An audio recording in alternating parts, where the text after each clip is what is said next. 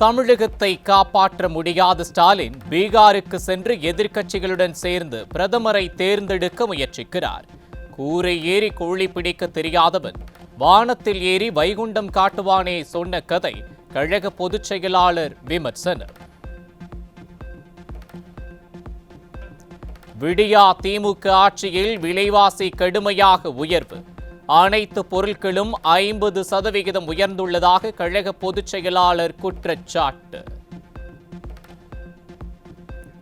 விடியா திமுக ஆட்சியில் யாருக்கெல்லாம் முதியோர் உதவித்தொகை நிறுத்தப்பட்டதோ அவர்கள் அனைவரும் அதிமுக ஆட்சி வந்தவுடன் மீண்டும் வழங்கப்படும்.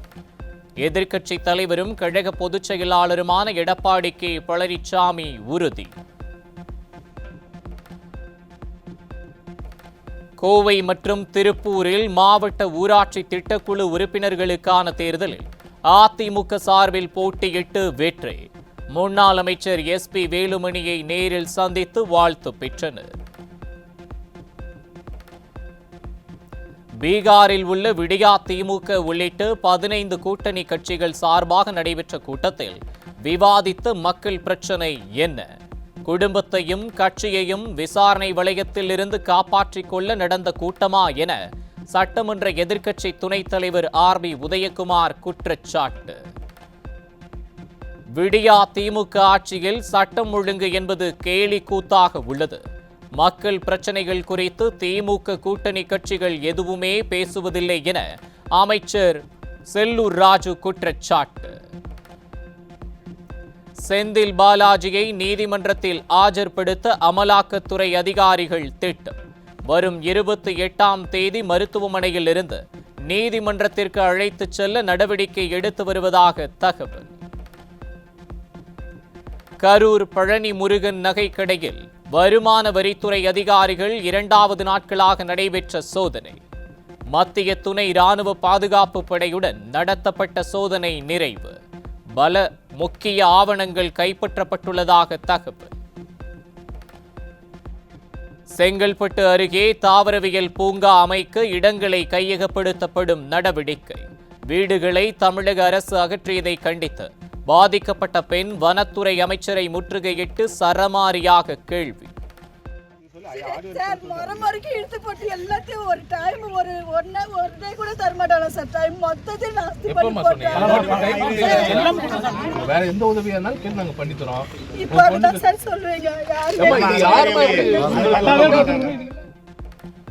கோரிக்கைகள் தொடர்பாக அமைச்சர் ஏவா வேலு முன்னுக்கு பின் முரணாக பேசுவதற்கு குற்றச்சாட்டு. தமிழ்நாடு சாலை பணியாளர்கள் சங்கம் கண்டனம். தென்காசி மாவட்டம் கடையநல்லூர் அரசு கலை அறிவியல் கல்லூரியில் ஒரே ஒரு பேராசிரியர் மட்டும்தான் நிரந்தர ஊழியர். கல்லூரி முதல்வரும் இல்லை, 27 பேராசிரியர் பணியிடங்களும் நிரப்பப்படாமல் பகுதி நேர விரிவுரையாளர்களை கொண்டு செயல்படும் அதிசய கல்லூரி. கள்ளக்குறிச்சி அருகே 100 நாள் வேலை திட்டத்தில் பணிக்கு வராதவர்கள் கணக்கில் லட்சக்கணக்கில் பணம் செலுத்தியது அம்பலம். திமுக ஊராட்சி மன்ற தலைவர் மீது நடவடிக்கை எடுக்க கோரி மாவட்ட ஆட்சியரிடம் புகார் மனு. ஹைதராபாத்தில் இருந்து கர்னூல் நோக்கி சென்ற சரக்கு வாகனம் கட்டுப்பாட்டை இழந்து லாரி மோதி விபத்து. படுகாயமடைந்த 3 பேர் மருத்துவமனையில் அனுமதி.